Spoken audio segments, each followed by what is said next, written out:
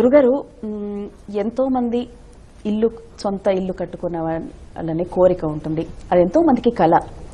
అయితే చాలా మంది గృహప్రవేశం చేసుకోవడానికి ముందు ముహూర్తం పెట్టుకొని సగం కన్స్ట్రక్షన్ అయ్యి గృహప్రవేశం ఇంకో 4 రోజులు ఉందనంక లేదంటే 10 రోజులు ఉందనంక ఏవో దోషాలు ఉంటాయి. అకాల మరణాలు, కొన్ని యాక్సిడెంట్స్, పెద్దలు చనిపోవడాలు ఇలాంటివి.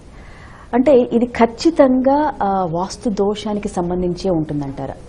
అంటేనమ్మా, వాస్తు దోషం ఒక కారణం కావచ్చు అంటాను నేను.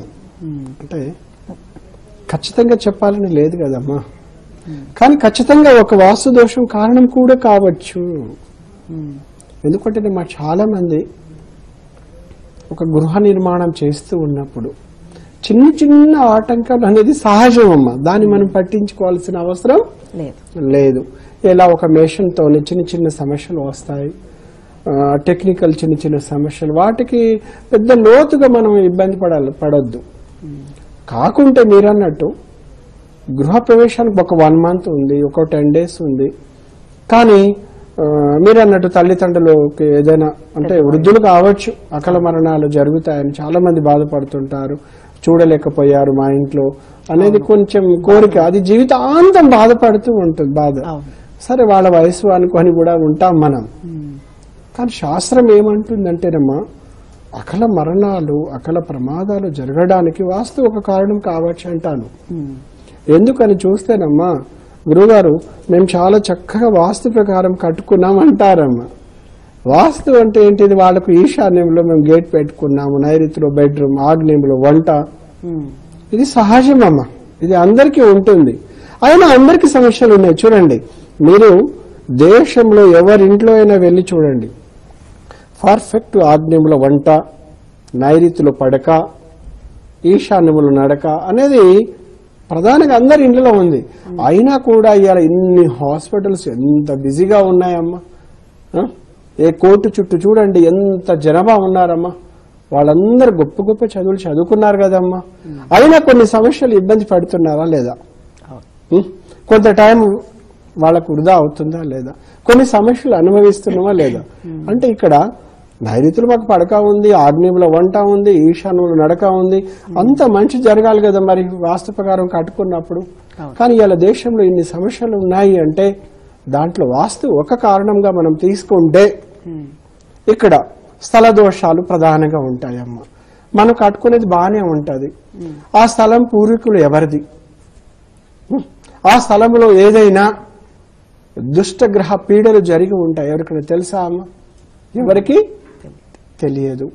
కానీ లోకం ఉన్నప్పుడు, దేశం ఉన్నప్పుడు రకరకాల కొన్ని మూఢనమ్మకాలతో కూడా కొన్ని జరుగుతుంటాయి ఆ స్థలాల్లో. అవన్నీ మనం కళ్ళతో చూసామమ్మా.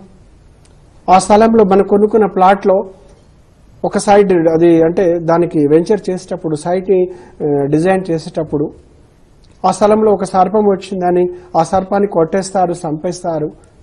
కానీ ఆ దోషము 100 సంవత్సరాలు ఇబ్బంది పెడుతుందమ్మా. ఎందుకంటే నాగదేవతల కోపం ఎంత కఠినంగా ఉంటుందో నాకు బాగా తెలుసు. అది మనం కళ్ళతో చూసామమ్మా. ఆ స్థలంలో ఏదైనా జంతు మరణాలతో పాతిపెట్టింది మనం ఏమైనా చూసామమ్మా. ఆ స్థలంలో ఎదురుకు ఏదైనా ప్రమాదాలైనది మనం చూసామా? పారు తప్పి కడుతున్నామా లేదా, పారుకు కరెక్ట్గా ఉందా అని మనం చూసామమ్మా. కోణవేద దోషాలు ఉన్నాయని మనం ఏమైనా ఆలోచన చేశామా? కాణవేద దోషాలు ఉన్నాయని మనం ఏమైనా చూసామమ్మా? అలాగే ఆకాశ హార్యముల చేత ఆ స్థలముకి ఏదైనా ఇబ్బంది కలిగిందా అనేది కొన్ని ఏమైనా చూసామా? అందుకేనమ్మా వాస్తు శాస్త్రం ఒక సముద్రం లాంటిది. కంటికి కనపడని ఎన్నో వాస్తు దోషాలు మనకు ఉంటాయి. అందులో కొన్ని స్థలాలకి నరఘోషని తట్టుకోలేని స్థలాలు ఉంటాయి, కొన్ని స్థలాల్లో గాలి ధూళి దోషాలు ఉంటాయి. కొన్ని నిర్మాణాలు చేసేటప్పుడు కొన్ని దుష్ట గ్రహ ప్రేత పీడలు వాటిని అనుభవిస్తూ ఉంటాయి. గృహం మీద ఎఫెక్ట్, మంచి చెడు ప్రభావం చూపిస్తూ ఉంటాయి. మనం వెళ్ళిన సమయం కావచ్చు, మనం శంకుస్థాపన ముహూర్త సమయం కావచ్చు, మధ్యలో ఏదైనా ఆపదల ద్వారా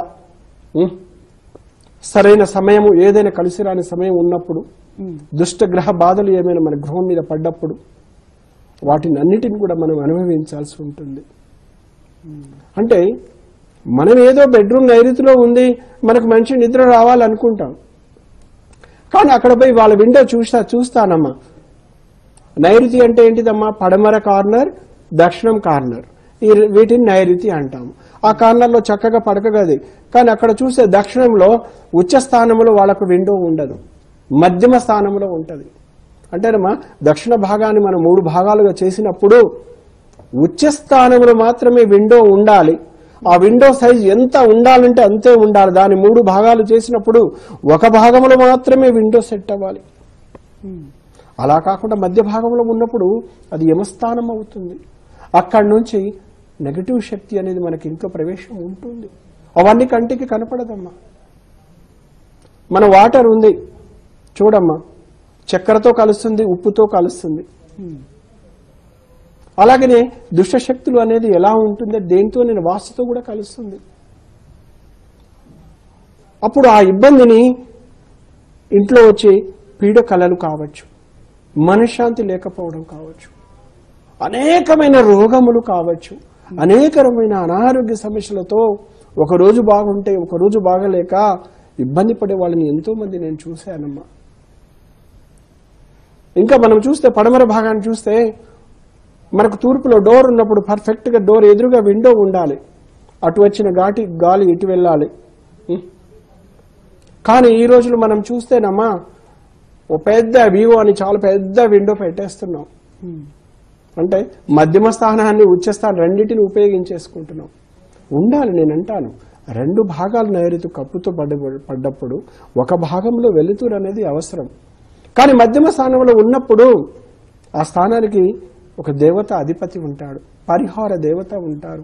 నైరుతిలో కంకాలుడు ఎంత ఇబ్బంది పెడతాడో నాకు తెలుసమ్మా. అందుకని కంటికి కనపడని ఇలాంటి ఎన్ని దోషాలమ్మా. మనం వాడే కలప మనం కంటితో చూసామా? మన పూర్వీకులు వాళ్ళు చెట్టుని చూసి చెట్టుని ఏ సమయంలో ఏ మాసములో ఆ చెట్టుని తీసుకోవాలి, అది కూడా ప్రార్థన వడ్రాంగిని తీసుకెళ్లి అక్కడికి ఆ చెట్టుని సైజు దాని వయస్సు చూసి ఆ చెట్టుని కోసి ఆ చెట్టుని కూడా పడమర దక్షిణం పడకుండా తూర్పు ఉత్తరాలు వాలే విధంగా దానికి ఒక టైం తీసుకొని ఈ కొయ్య మీకు అవసరమని ఒక కలప నిర్ణయం చేసుకొని 100-120 సంవత్సరాలు ఏ హాస్పిటల్ లేకుండా 10 మంది డజన్ మంది పిల్లల్ని కానీ పెద్దలను చేశారు. కానీ ఈరోజు మనం ఎన్ని అవస్థలు పడుతున్నామమ్మా. కంటితో కలపను చూస్తున్నామా? అంతా ఫైబర్ యుగం వచ్చేసింది, రబ్బర్ టైర్ యుగం వచ్చేసింది. కానీ వెనుకటి శాస్త్రాన్ని మనం పాటిస్తున్నాం అనుకుంటాం. ఎక్కడ పాటిస్తున్నాం? కలప దోషాలు ఉంటాయమ్మా. కలప వేద వాస్తు దోషం అనేది మనకు సరిపడని కలప మన ఇంట్లో ఉన్నప్పుడు ఆ ఇంట్లో ఎన్ని రకాల బాధలు ఉంటాయో అనుభవించే వాళ్లకు ఆ కుటుంబ సభ్యులకే తెలుసు.